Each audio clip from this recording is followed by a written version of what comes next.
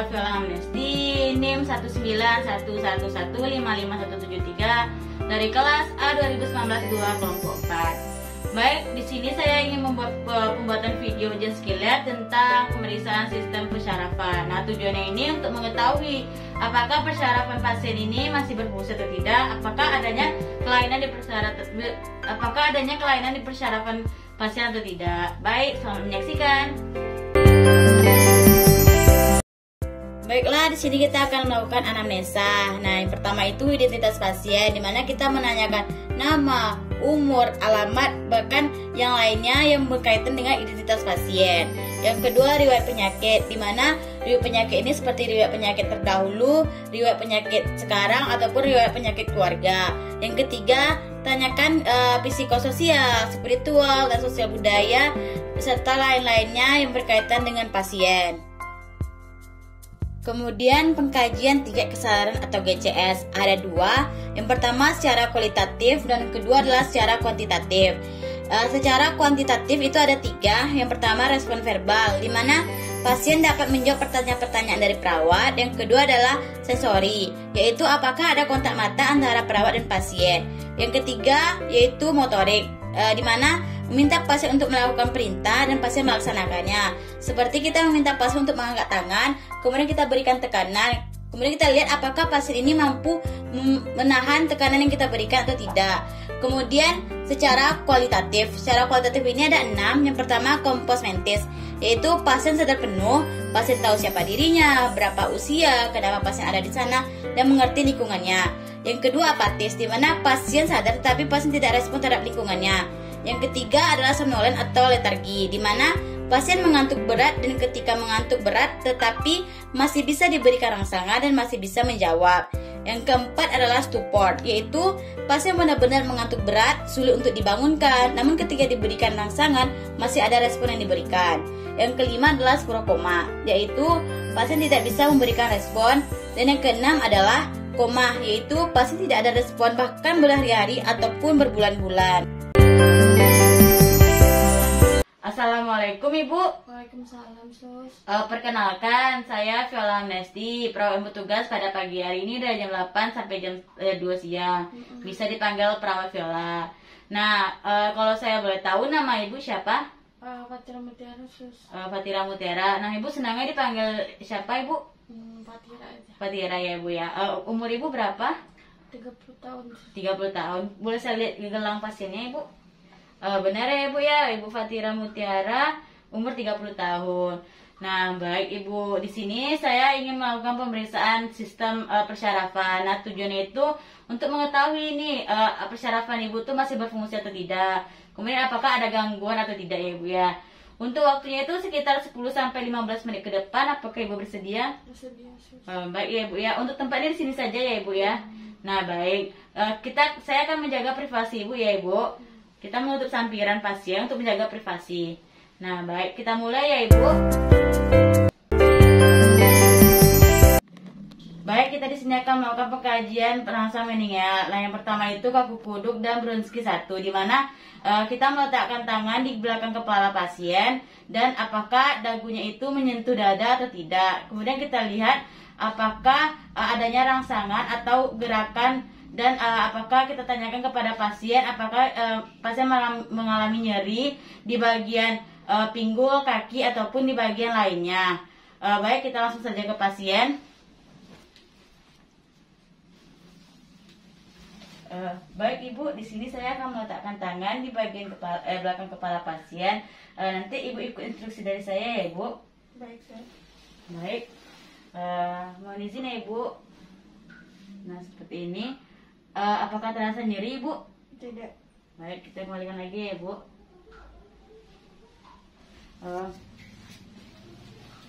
Baik, hasilnya didapatkan adalah dagu pasien tidak menyentuh dada dan kaku kuduk pasien itu hasilnya negatif. Kemudian kita sudah melihat tadi bahwa tidak adanya kaki pasien tidak terangkat, berarti itu Bronsky 1-nya normal dan tidak ada rasa nyeri yang dirasakan oleh pasien. Kemudian kita lanjutkan ke pemeriksaan selanjutnya. Pemeriksaan yang kedua adalah connect side dan lacing side. Yang pertama itu kita meminta untuk yang connect side kita meminta pasien untuk mengangkat kakinya setinggi 90 derajat dan 130 derajat. Nah, untuk yang lacing side yaitu kita 70 derajat dan kita lihat apakah terdapat rangsangan atau tidak. Kemudian kita observasi pada wajah pasien apakah pasien itu merasa nyeri atau tidak. Baik Ibu, saya akan mengangkat kaki Ibu. Apakah Ibu terasa nyeri? Ibu bisa mengatakan kepada saya ya Ibu. Baik, Sus. Mohon izin ya Ibu. Ya, Sus. Apakah terasa nyeri Ibu? Tidak, Sus. Apakah terasa nyeri Ibu? Tidak, Sus. Baik. Baik, didapatkan hasilnya yaitu pasien tidak merasakan sakit ataupun nyeri. Kita bisa melakukannya di kaki sebelahnya. Kemudian kita lakukan pemeriksaan lacing side yaitu mengangkat kaki pasien 70 derajat. Baik Ibu, kita angkat lagi kakinya Ibu ya. Baik, Sus. Apakah Ibu merasa nyeri? Tidak, Sus. Baik ya Ibu. Baik, didapatkan hasilnya connect side dan lacing side pasien itu normal dan pasien tidak mengatakan nyeri. Kemudian kita lanjutkan ke tahap yang ketiga yaitu Brodsky 3, di mana kita meminta pasien mengangkat kakinya semampunya. Kemudian kita lihat apakah pasien itu mengalami nyeri di bagian pinggul, paha ataupun di bagian lainnya. Baik ya Ibu, kita angkat kakinya Ibu ya. Jika Ibu merasakan nyeri, Ibu bisa mengatakan ya Bu. Apakah nyeri Ibu? Tidak. Apakah nyeri Ibu? Tidak, Sus. Apakah nyeri Ibu? Tidak. Baik. Didapatkan hasilnya Brodsky 2 yaitu normal dan pasien tidak mengatakan nyeri. Kemudian kita akan melakukan pengkajian saraf kranial. Nah, ada 12 pemeriksaan saraf kranial. Pemeriksaan saraf kranial 1 atau olfaktorios. Nah, gimana kita minta pasien untuk melakukan penciuman. Kemudian kita tanyakan kepada pasien terkait apa yang kita berikan kepada pasien. Nah, baik Ibu, di sini saya akan Ibu nanti bisa menutup mata Ibu, kemudian menutup sebelah lubang hidung Ibu ya Ibu. Apakah Ibu mengerti? Mengerti. Baik, Ibu bisa menutup mata Ibu. Kita buka maskara dulu ya Ibu ya. Nah, baik, Ibu bisa menutup mata Ibu, kemudian menutup satu lubang hidung Ibu ya. Nanti saya akan memberikan bau ya Ibu. Ini Bu apa Ibu? Minyak kayu putih. Baik. Kemudian ini Bu apa Ibu? Teh. Teh. Nah, benar. Ibu bisa buka lagi. Kita coba ini sebelahnya lagi ya Bu ya. Ini Bu apa Ibu? Minyak kayu putih. Ini apa Ibu? Teh. Baik. Bisa dibuka matanya. Nah, dan bisa dipakai maskernya lagi ya Bu ya. Baik, didapatkan hasilnya yaitu normal dan pasien bisa mencium aroma yang diberikan oleh perawat. Kemudian pemeriksaan yang kedua yaitu saraf kranial 2. Ibu, di sini kita akan melakukan pemeriksaan ketajaman mata atau pesus. Nah, jaraknya itu 20 kaki. Nanti saya akan menunjuk huruf-huruf yang ada di sana. Ibu bisa menyebutkan huruf yang saya tunjuk. Kemudian Ibu menutup sebelah mata Ibu ya seperti ini. Nah, apakah Ibu mengerti? Ya, mengerti. Baik, kita mulai ya Ibu. Ya.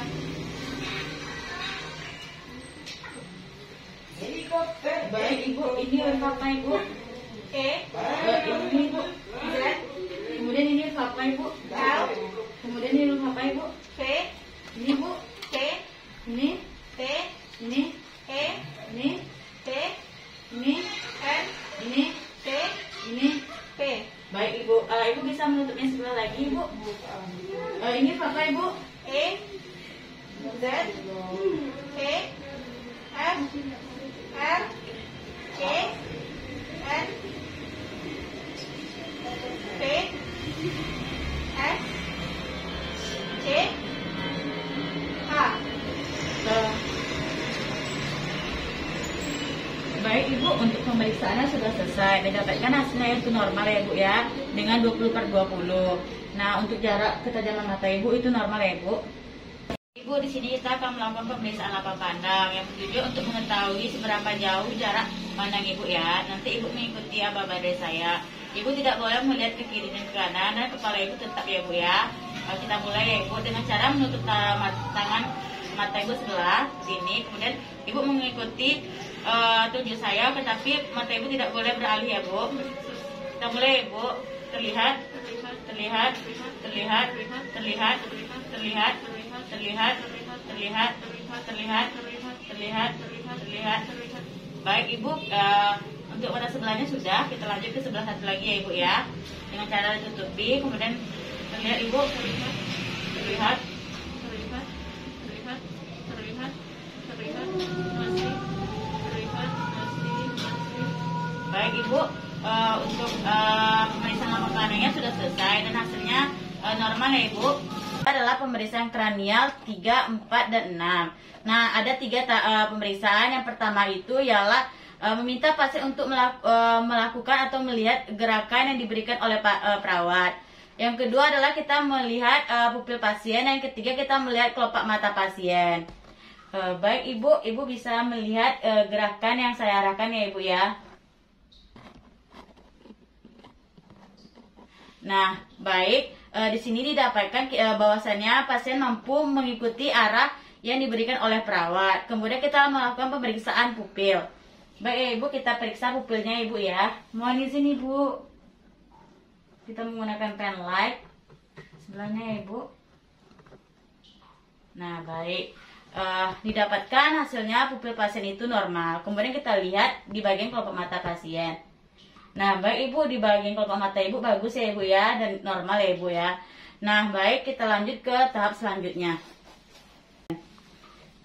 Baik ibu bisa membuka maskernya ibu. Kemudian ibu bisa seperti mengunyah ibu. Apakah ibu mengerti? Baik, kita mulai ya ibu. Baik ibu, sudah. Nah, didapatkan bahwasannya ada gerakan otot dari pasien. Kemudian untuk pemeriksaan sensorik, di mana kita memberikan rangsangan kepada pasien, kemudian apakah pasien itu bisa merasakan atau tidak. Baik ibu, di sini saya akan memberikan rangsangan kepada ibu, kemudian ibu bisa menyebutkan ibu terangsang atau tidaknya ibu ya. Kita mulai ya ibu. Terasa seperti apa ibu? Halus. Terasa seperti apa ibu? Halus. Terasa seperti apa ibu?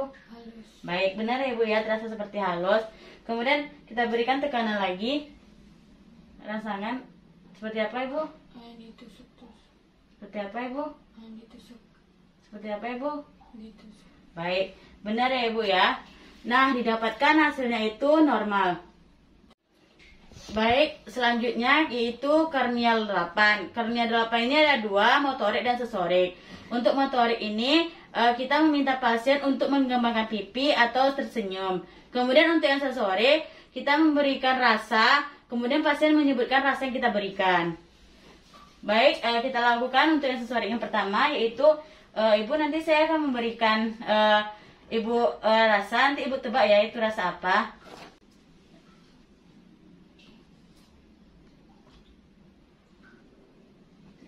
Rasa apa ibu? Manis. Manis ya, benar ya bu ya. Kemudian selanjutnya, ini bu,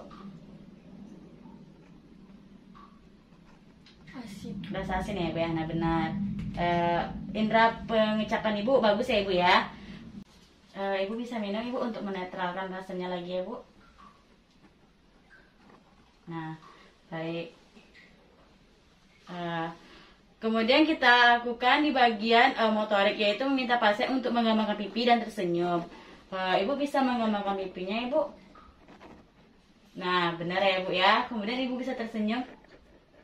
Nah bagus ya ibu ya. Didapatkan hasilnya itu normal. Kemudian kita lanjut ke karnial 8, di mana yaitu kita melakukan uji persepsi sensori pendengaran.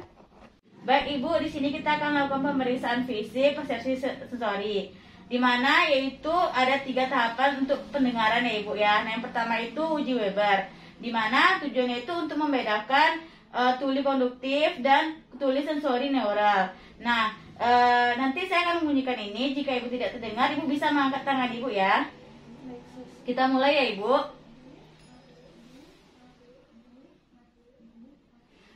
Baik, apakah bunyinya terdengar sama antara kiri dan kanan atau ada yang membedakannya Ibu? Sama, Sus. Sama ya Ibu.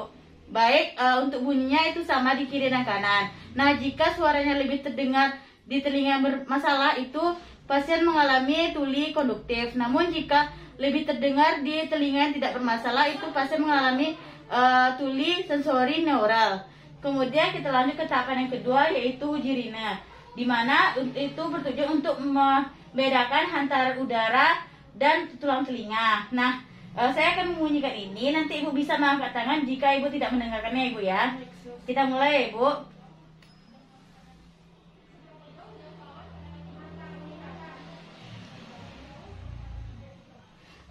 Baik Ibu, di bagian mana yang lebih terdengar lebih panjang Ibu? Yang di depan. Di bagian depan ya Ibu ya.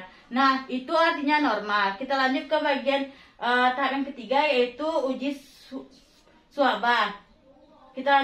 Baik, yang ketiga itu adalah uji suaba. Nah, uji suaba ini bertujuan untuk membedakan dua subjek ya Ibu ya. Nah, saya akan membunyikan ini. Jika Ibu tidak terdengar, maka Ibu bisa mengangkat tangannya Ibu ya.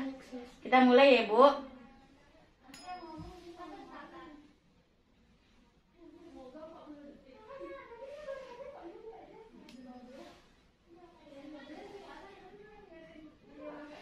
Nah, baik, apakah terdengar Ibu?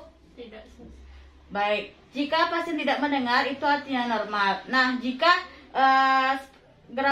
graputalanya ini bergetar, namun pasien tidak dapat mendengarkan, itu artinya hantaran bunyi pasien pendek. Selanjutnya yaitu pemeriksaan kranial 9 dan 10. Nah, ada 3 pemeriksaannya. Yang pertama, kita meminta pasien untuk membuka mulut dan mengatakan A. Dan kita lihat apakah ada protumnya itu terangkat atau tidak. Kemudian yang kedua adalah pemeriksaan spatel lidah. Kita lihat refleks muntah pasien.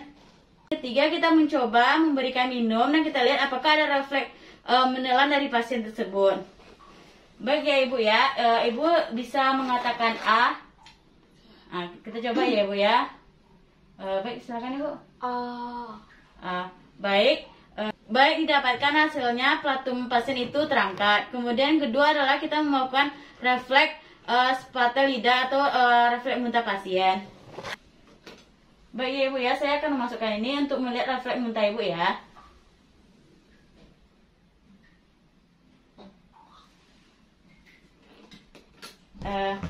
Baik, didapatkan hasilnya bahwasannya adanya refleks muntah yang diberikan kepada pasien.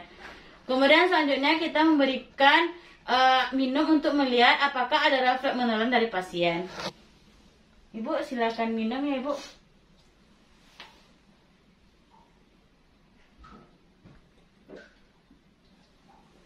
Baik, didapatkan hasilnya bahwasannya adanya refleks menelan dari pasien. Jadi kita pemeriksaan kranial 11, di mana kita meminta pasien untuk memiringkan atau menoleh ke kanan dan ke kiri, kemudian kita berikan tekanan seperti kita menyuruh pasien untuk mengangkat tangan, kemudian kita memberikan tekanan kepada pasien apakah pasien mampu untuk menahan tekanan tersebut atau tidak. Baik Ibu, apakah Ibu bisa melihat ke kiri dan ke kanan? Kita coba Ibu ke kanan. Nah, baik, bagus ya Ibu ya. Nah, didapatkan hasilnya pasien mampu atau bisa menggerakkan kepalanya ke kiri ke kanan. Kemudian selanjutnya yaitu kita meminta pasien untuk mengikuti instruksi dari perawat. Ibu bisa mengangkat tangannya. Nah, seperti itu. Saya akan memberikan tekanan ya Ibu ya. Apakah Ibu bisa menahan atau tidaknya? Baik, kita mulai ya Ibu. Nah, baik, sudah Ibu. Turunkan lagi tangannya. Baik, didapatkan hasilnya bahwasannya pasien mampu menahan tekanan yang diberikan oleh perawat. Pemeriksaan yang selanjutnya yaitu kranial ke-12 atau pemeriksaan terakhir, di mana kita meminta pasien untuk mengeluarkan lidah. Kemudian kita minta pasien untuk menggerakkan lidahnya ke kiri dan ke kanan. Kita lihat apakah ada pergerakan tersebut. Baik Ibu bisa mengeluarkan lidah Ibu. Nah, bagus ya Ibu ya. Kemudian Ibu bisa menggerakkan ke kiri dan ke kanan. Nah, baik, sudah Ibu. Nah, didapatkan hasilnya bahwasannya hasilnya normal. Setelah kita melakukan pemeriksaan terhadap pasien, jangan lupa kita memberikan dokumentasi. Kemudian kita lakukan tahap terminasi. Baik Ibu, kita sudah melakukan pemeriksaannya. Nah, bagaimana perasaan Ibu terhadap pemeriksaan tersebut, Ibu? Perasaan saya lega ya sus, semua pemeriksaan saya normal. Ya kemudian seru juga sih pemeriksaan kayak gini. Alhamdulillah ya Ibu ya, hasilnya normal ya Ibu ya. Nah baik, apakah ada yang Ibu tanyakan? Tidak ada sus. Baik, tidak ada ya Ibu ya. Baik, untuk pertemuan selanjutnya kita akan konsultasi dengan dokter ya Ibu ya terkait pemeriksaan selanjutnya. Baik, kalau begitu saya permisi dulu ya Ibu ya. Selamat istirahat Ibu. Ya, sus. Assalamualaikum Ibu. Waalaikumsalam, makasih sus. Sama-sama Bu. Baiklah, sekian video dari saya. Lebih dan kurangnya saya mohon maaf. Assalamualaikum warahmatullahi wabarakatuh.